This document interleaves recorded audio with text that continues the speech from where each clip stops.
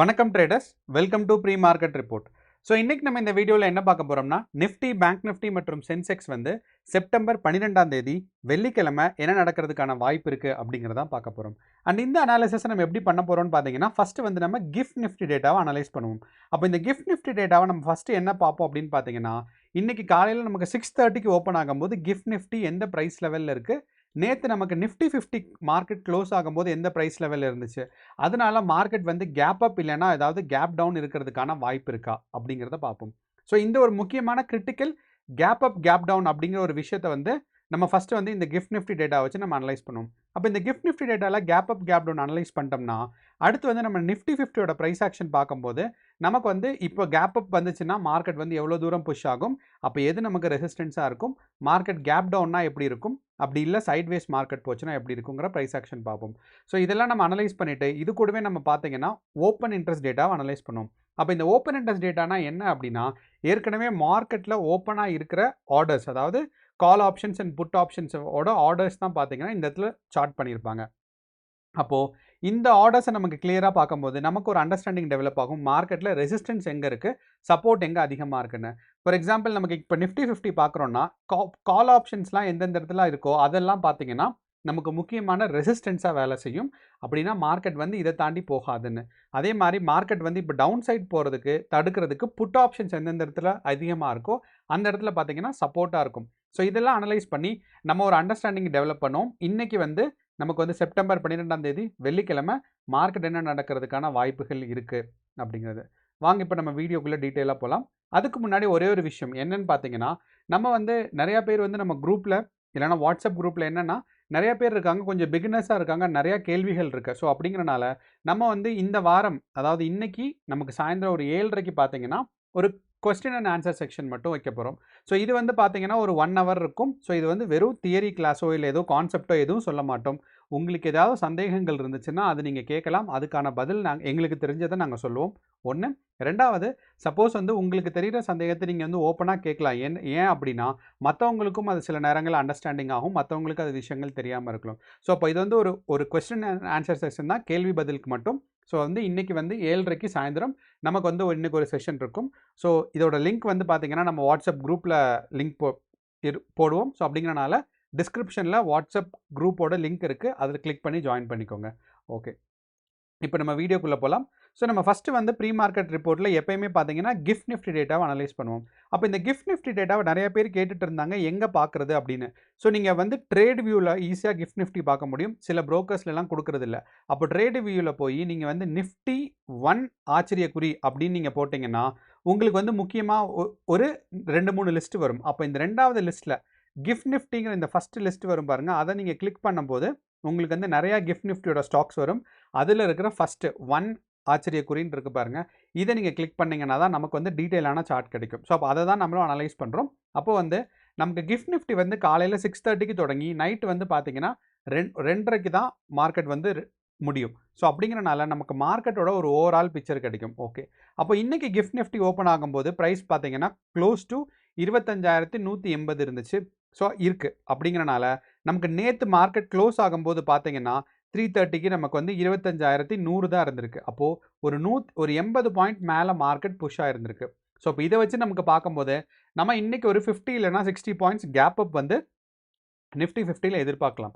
இது ரொம்ப முக்கியமானது. ஆனால் இப்போ நமக்கு இருக்கிற டேட்டா வச்சு பார்த்தோன்னா கிஃப்ட் நிஃப்டியில் மார்க்கெட் பையிங் ப்ரெஷரில் செல்லிங் ப்ரெஷரில் இருக்கான்னு பார்த்தீங்கன்னா ரெண்டுமே இல்லை. ஏன்னா காலையில் இப்போ மார்க்கெட் வந்து மேலே போனது திருப்பி கீழே வந்திருக்கு. ஸோ அப்போது இந்த ஒரு ப்ரைஸ் ஆக்ஷன் காலையில் நம்ம 3 minutes டைம் ஃப்ரேமில் வச்சு நமக்கு பார்த்தோம்னா நமக்கு கிடைக்கிற ஒரு அண்டர்ஸ்டாண்டிங் என்ன அப்படின்னு பார்த்தீங்கன்னா, இன்றைக்கி வந்து நிஃப்டி 50 கேப் அப்பில் ஓப்பன் ஆனாலும் நமக்கு ஒரு சைட்வேஸ் மூவ்மெண்ட் இருக்கிறதுக்கான சான்சஸ் நமக்கு இருக்குது அப்படிங்கிறதான் பார்க்க போகிறோம்.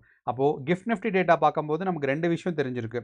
ஒன்று வந்து பார்த்தீங்கன்னா நமக்கு வந்து நேற்று க்ளோஸ் ஆன பாயிண்ட்லேருந்து இப்போ வந்து 80 பாயிண்ட் மேலே இருக்குது. அப்படிங்கிறனால ஒரு கேப் அப் வந்து நிஃப்டி 50ல் எதிர்பார்க்கலாம். 1.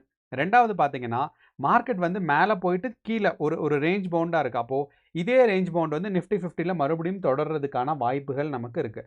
அப்போது ஒரு கேப் அப் அண்ட் ஒரு சைட்வேஸ் மார்க்கெட் இன்றைக்கி வர்றதுக்கான வாய்ப்பு இருக்குது நமக்கு நிஃப்டி 50 பார்க்கும்போது. அப்போ இன்றைக்கி நிஃப்டி 50யோட சார்ட்டில் மார்க்கெட் வந்து லெட்ஸே நமக்கு ஒரு 50 பாயிண்ட் தான் கேப் அப் இருக்குதுன்னு வச்சுக்கலாம். அப்போ ஒரு 50 பாயிண்ட் கேப் அப் வந்துச்சுன்னா 25,050 வந்து மார்க்கெட் கிராஸ் ஆயிரும். ஸோ அந்த ஒரு காரணத்தினால நமக்கு முக்கியமான ரெசிஸ்டன்ஸ் ஆன 25,030 கிராஸ் ஆயிருச்சு அப்படின்னா மார்க்கெட் வந்து அடுத்து நமக்கு டார்கெட் வைக்க போகிறது 25,150. ஸோ ஒன்று. ரெண்டாவது, இந்த 25,150 இன்றைக்கே ரீச் ஆகுமானா ஆகிறதுக்கான கஷ்டம் இருக்குது. ஏன்னா மார்க்கெட் இப்படி மேலே போயிட்டு இதே ப்ரைஸ் லெவலில் கன்சாலிடேட் ஆகலாம். அப்படிங்கிறனால ஒரு புது சப்போர்ட் அண்ட் ரெசிஸ்டன்ட் ஜோன் வந்து பில்டப் ஆகலாம். அப்போ இந்த ஜோன் வந்து எங்கே இருக்கும் அப்படிங்கிறது தான் நம்ம முக்கியமாக கவனிக்க போகிறோம். ஸோ இப்போ அட் த மணிலேருந்து ஒரு 100 பாயிண்ட்ஸ் மேலே வந்துச்சுன்னா 25,100 வரும். அப்போ இந்த 25,100லேருந்து நமக்கு எங்கே ரெசிஸ்டன்ஸ் பில்டப் ஆயிருக்குன்னு பார்த்தீங்கன்னா 25,200 தான் பில்டப் ஆயிருக்கு. ஸோ அப்படிங்கிறனால மார்க்கெட் வந்து 25,200 வரைக்கும் புஷ் ஆகிறதுக்கான சான்சஸ் இருக்குது. ஒரு 50 பாயிண்ட்ஸ் கேப் அப் வந்துச்சுன்னா. இன்கேஸ் நமக்கு வந்து இங்கேருந்து ரொம்ப ஸ்ட்ராங்கான ஒரு 100 பாயிண்ட்ஸ் 200 பாயிண்ட்ஸ் கேப் அப் வர்றதுக்கு வாய்ப்புகள் கம்மி. அப்படி வந்துச்சுன்னா அடுத்த ரெசிஸ்டன்ஸ் வந்து 25,500. ஸோ அப்படிங்கிறனால மார்க்கெட் இன்னைக்கு ஒரு 100 பாயிண்ட்ஸ் 50 பாயிண்ட்ஸ் கேப் அப், அதுக்கப்புறம் எந்த ரேஞ்ச் வரைக்கும் போகிறதுக்கு வாய்ப்பு இருக்குன்னா 25,200ம் 25,000ம். ஸோ அப்போது நிஃப்டி 50 வந்து இங்கிருந்து 25,200 வரைக்கும் நமக்கு வந்து மார்க்கெட் புஷ் ஆகலாம். அதனால தான் நம்ம பார்த்தீங்கன்னா 25,150ல் ஒரு ரெசிஸ்டன்ஸ் வச்சுருக்கோம். அப்போது இன்றைக்கி நமக்கு நிஃப்டி 50 கேப் அப் ஓப்பன் ஆகி பாசிட்டிவாக போச்சுன்னா இந்த ரேஞ்சுக்குள்ளே தான் நமக்கு நிஃப்டி 50 இருக்கிறதுக்கான வாய்ப்புகள் இருக்குது. ஸோ அப்போது நிஃப்டி 50யோட அட் த மணியில் இருக்க ஃபஸ்ட்டு ரெசிஸ்டன்ஸ்னு பார்த்தீங்கன்னா 25,030. அதுக்கு அடுத்துன்னு பார்த்தீங்கன்னா 25,150. ஏன் இந்த 25,150 நம்ம வரைஞ்சிருக்கோம்? நான் வந்து அதாவது சும்மா நான் வரைஞ்சிருக்கேனான்னு கேட்டிங்கன்னா இல்லை. இந்த 25,150 வரைஞ்சிருக்கிறதுக்கு முக்கியமான காரணம் என்ன அப்படின்னு பார்த்தீங்கன்னா நமக்கு இன்ட்ராடே கேண்டில். அப்போது இந்த இன்ட்ராடே கேண்டில் நமக்கு பார்த்தோம். இப்போ நான் வந்து கேண்டில் சைஸ் வந்து பர் டே வச்சுருக்கேன். அப்போ இந்த இன்ட்ராடே கேண்டில் வச்சு பார்த்தோம் அப்படின்னா இதுக்கு முன்னாடி இருந்த இந்த ரெட் கேண்டில் இருக்குது பாருங்கள். இந்த ரெட் கேண்டிலோட ஹையஸ்ட் பாயிண்ட் தான் பார்த்தீங்கன்னா நமக்கு வந்து இந்த ரெட் கேண்டில் வர்றதுக்கு முன்னாடி இருந்த ஒரு ஹையஸ்ட் பாயிண்ட். இந்த பாயிண்ட் தான் பார்த்தீங்கன்னா 25,150. ஸோ அப்படிங்கிறனால நமக்கு வந்து இப்படி ஒரு ப்ரைஸ் ஆக்ஷன் பார்ப்போம். நமக்கு வந்து டே அப்போது மார்க்கெட் இங்கே வந்துச்சு திருப்பி மேலே க்ரோ ஆகுதுன்னா இதுக்கு ஃபஸ்ட்டு ரெசிஸ்டன்ஸ் எங்கே இருக்கும்? இந்த ரேஞ்ச் இருக்கும். ஸோ அதனால தான் நம்ம பார்த்தீங்கன்னா மார்க்கெட்டில் இந்த ஒரு ப்ரைஸை வந்து நம்ம ஒரு ரெசிஸ்டன்ட் ஜோனாக டெவலப் பண்ணி வச்சுருக்கோம். ஸோ இதனால தான் நமக்கு வந்து 25,150. ஏன்னா நமக்கு இந்த 25,150 எப்படி வந்துச்சுங்கிறது உங்களுக்கு பெரிய எக்ஸ்ப்ளனேஷன் இல்லை. அதுக்கு தான் நான் வந்து இந்த இன்ட்ராடே கேண்டில் காமிச்சேன். ஸோ அதனால தான் நம்ம வந்து 25,150 வரைக்கும் இன்றைக்கி வந்து நிஃப்டி 50 புஷ் ஆகும் அப்படிங்கிற ஒரு எக்ஸ்பெக்டேஷன் இருக்கும். ஆனால் அதே சமயம் மார்க்கெட் வந்து ஒரு கேப் அப் எதுவும் வரலை அப்படின்னா இந்த 25,030ம் அதே மாதிரி 24,960 நேற்று மாதிரியே ஒரு சைட்வேஸ் இருக்கிறதுக்கான சான்சஸ் இருக்குது. ஆனால் நமக்கு வந்து மார்க்கெட் புஷ் ஆகிறதுக்கான சான்சஸ் இருக்குது. அண்ட் இந்த புஷ் ஆகிறதுக்கான இன்னொரு என்ன ஒரு இன்ஃபர்மேஷன் பார்த்தீங்கன்னா நமக்கு வந்து யூஎஸ் மார்க்கெட்டோட ஃபெட் ரிசல்ட்ஸ் அது பார்த்தீங்கன்னா வந்து ரொம்பவே ஒரு கம்மியாக தான் இருக்குது. ஸோ அப்படிங்கிறனால இந்த யூஎஸ் மார்க்கெட்டோட ஃபெட் ரிசல்ட்ஸ் வந்து ரொம்ப பாசிட்டிவாக இல்லாதனால மார்க்கெட்ஸில் யூஎஸ் மார்க்கெட்லேருந்து அவங்க வந்து இன்ட்ரெஸ்ட் எல்லாம் இழந்து இந்தியன் மார்க்கெட்டுக்கு புஷ் ஆகிற சான்சஸ் இருக்குது. அப்போ இந்தியன் மார்க்கெட்டில் இன்வெஸ்ட்மெண்ட் நிறையா இருக்கும். ஸோ அதனால் மார்க்கெட் வந்து மேலே புஷ் ஆகிறதுக்கு வாய்ப்பு இருக்குது. ஸோ அப்போ நிஃப்டி 50 இன்றைக்கி மேலே புஷ் ஆச்சு அப்படின்னு பார்த்தீங்கன்னா நமக்கு வந்து அதே மாதிரி நமக்கு வந்து பேங்க் நிஃப்டியும் சென்செக்ஸும் பார்க்கலாம். ஸோ சென்செக்ஸ் வந்து ஒரு கேப் அப் வந்துச்சுன்னா மார்க்கெட் எது வரைக்கும் போகும்னா 82,200 வரைக்கும் போகும். ஸோ இதுதான் நம்ம வந்து இங்கே வச்சுருப்போம். ஸோ ஃபஸ்ட்டு வந்து 82,000, அதுக்கடுத்து பார்த்தீங்கன்னா 82,200 வரைக்கும். ஸோ டிபெண்டிங் ஆன் எவ்வளோ ஸ்ட்ராங்காக கேப் அப் இருக்கோ அவ்வளோ வரைக்கும் மார்க்கெட் போகிறதுக்கான இருக்குது. அண்ட் இந்த 82,000 அந்த ஸ்ட்ராங்கான கேப் அப்க்கு அப்புறம் பார்த்தீங்கன்னா ட்ரெண்ட் இருக்காது, ஒரு சைட்வேஸ் மார்க்கெட்டாக தான் இருக்கும். ஸோ அதனால் கேர்ஃபுல்லாக நீங்கள் ட்ரேட் பண்ணுங்கள். புட் ஆப்ஷன்ஸ் ஹோல்ட் பண்ணுறவங்க ரொம்ப கேர்ஃபுல்லாக ஹோல்ட் பண்ணணும். ஏன்னா அதுக்கு ஆப்போசிட்டில் வந்து நீங்கள் வந்து கால் ஆப்ஷன்ஸ் எடுத்தால் உங்களுக்கு வந்து ப்ராஃபிட்டபிலிட்டியாக இருக்கும். ஒன்று. அடுத்து நமக்கு பேங்க் நிஃப்டி. ஸோ நமக்கு வந்து 2-3 நாளாக பார்த்தீங்கன்னா பேங்க் நிஃப்டியோட ப்ரைஸ் ஆக்ஷன் ரொம்ப டிஃப்ரெண்ட்டாக இருக்குது. யூஷுவல் ப்ரைஸ் ஆக்ஷன் இல்லாமல் நமக்கு பார்த்தாவே தெரியும், சார்ட் பார்த்தாவே இது வந்து நமக்கு பேங்க் நிஃப்டியோட சார்ட்டு. அடுத்து பார்த்தீங்கன்னா நமக்கு வந்து நிஃப்டி, அப்புறம் பார்த்தீங்கன்னா சென்செக்ஸ்.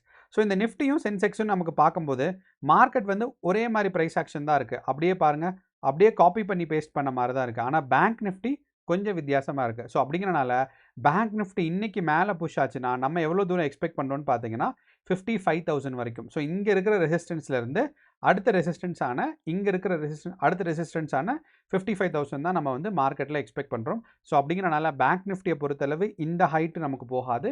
இதிலிருந்து அடுத்து இருக்கிற ரெசிஸ்டன்ஸ் பார்த்தீங்கன்னா 55,000. இப்போ பேங்க் நிஃப்டியும் இன்றைக்கி பாசிட்டிவாக மூவ்மெண்ட் ஆச்சுன்னா மார்க்கெட் வந்து ப்ரைஸ் ஆக்ஷனில் 55,000 வரைக்கும் போகிறதுக்கான இருக்குது. ஸோ இன்ட்ராடே பார்க்கும்போது மேபி நமக்கு வந்து பேங்க் நிஃப்டியை மாதிரி சேர்ந்து இருக்கிற மாதிரி இருக்கலாம். ஆனால் நமக்கு வந்து ஒரு ஓவராலாக பிக்சராக பார்த்தோம் அப்படின்னு பார்த்தீங்கன்னா பேங்க் நிஃப்டியோட ப்ரைஸ் ஆக்ஷனும் நிஃப்டி 50 அண்ட் சென்செக்ஸோட ப்ரைஸ் ஆக்ஷனும் வித்தியாசமாக இருக்குங்கிறத நம்ம வந்து ஞாபகம் வச்சுக்கணும். ஸோ அப்படிங்கிறனால நமக்கு வந்து பேங்க் நிஃப்டி இன்னைக்கு பாசிட்டிவாக 55,000 வரைக்கும் போகலாம். அதே சமயம் நம்ம ஓப்பன் இன்ட்ரெஸ்ட் டேட்டா பார்க்கும்போது ஒரு டவுட்ஃபுல்லான விஷயம் இருக்குது. என்னன்னு பார்த்தீங்கன்னா இதோட பிசிஆர் ரேஷியோ. ஸோ நமக்கு வந்து ப்ரைஸ் ஆக்ஷன் இருக்குது, கிஃப்ட் நிஃப்டியில் வந்து பார்த்தீங்கன்னா கேப் அப் இருக்குது, ஆனால் நமக்கு பிசிஆர் ரேஷியோ 1.7 இருக்குது. இது ரொம்ப பெரிய கேள்விக்குறி. ஸோ அப்படிங்கிறனால நமக்கு அட் த மணியில் ரெசிஸ்டன்ஸ் இருக்குது. மார்க்கெட் 25,000லேருந்து நிஃப்டி கீழே போகாது. அதே மாதிரி நமக்கு பேங்க் நிஃப்டியில் பார்த்தாலும் அட் த மணியில் நமக்கு ரெசிஸ்டன்ஸ் பார்த்தீங்கன்னா 54,500ல் தான் இருக்குது. ஸோ இப்போ பேங்க் நிஃப்டி இன்கேஸ் நமக்கு சம்டைம்ஸ் கீழே வர்றதுக்கான வாய்ப்புகள் இருக்குது. ஸோ பேங்க் நிஃப்டியோட முக்கியமான சப்போர்ட் பார்த்தீங்கன்னா 54,500ம் 55,000 தான் பேங்க் நிஃப்டியோட சப்போர்ட் அண்ட் ரெசிஸ்டன்ஸ். இது வந்து சப்போர்ட், அடுத்து பார்த்தீங்கன்னா ரெசிஸ்டன்ஸ். அதே மாதிரி நம்ம வந்து சென்செக்ஸில் பார்த்தோம் அப்படின்னா சென்செக்ஸ்லையும் அட் த மணியில் தான் நமக்கு வந்து ரெசிஸ்டன்ஸ் பில்ட் ஆயிருக்கு. அண்ட் சென்செக்ஸில் நான் வந்து எக்ஸ்பைரி டே இல்லை, அதுக்கு அடுத்த வாரத்தோட இது ஓப்பன் இன்ட்ரெஸ்ட் டேட்டா தான் எடுத்திருக்கேன். இந்த இடத்துல நான் வந்து சென்செக்ஸில் அட் த மணியில் தான் ரெசிஸ்டன்ஸ் இருக்குது. அப்போது நிஃப்டி அண்ட் சென்செக்ஸில் பார்த்தீங்கன்னா அட் த மணியில் ரெசிஸ்டன்ஸ் இருக்குது. அப்போ மார்க்கெட் வந்து மேலே போகிறதுக்கான வாய்ப்புகள் அதிகம். அதே சமயம் நமக்கு பேங்க் நிஃப்டியில் அட் த மணியில் சப்போர்ட் இல்லை, மார்க்கெட் வந்து பார்த்தீங்கன்னா கொஞ்சம் கீழே தான் சப்போர்ட் இருக்குது. ஸோ அப்படிங்கிறனால பேங்க் நிஃப்டியில் நீங்கள் பொசிஷன் எடுக்கும்போது கேர்ஃபுல்லாக பொசிஷன் எடுக்கணும். ஃபஸ்ட்டு ஒரு ஹாஃப் அன் ஹவர் மார்க்கெட் எந்த பக்கம் டைரக்ஷன் இருக்குது அப்படிங்கிறத பொறுத்து நீங்கள் வந்து அதுக்கப்புறம் பொசிஷன் எடுத்தால் பேங்க் நிஃப்டியில் பெட்டராக இருக்கும். ஸோ இதுதான் நம்மளோட ஒரு analysis. So all the best, கேர்ஃபுல்லாக ட்ரேட் பண்ணுங்கள். நன்றி, வணக்கம்.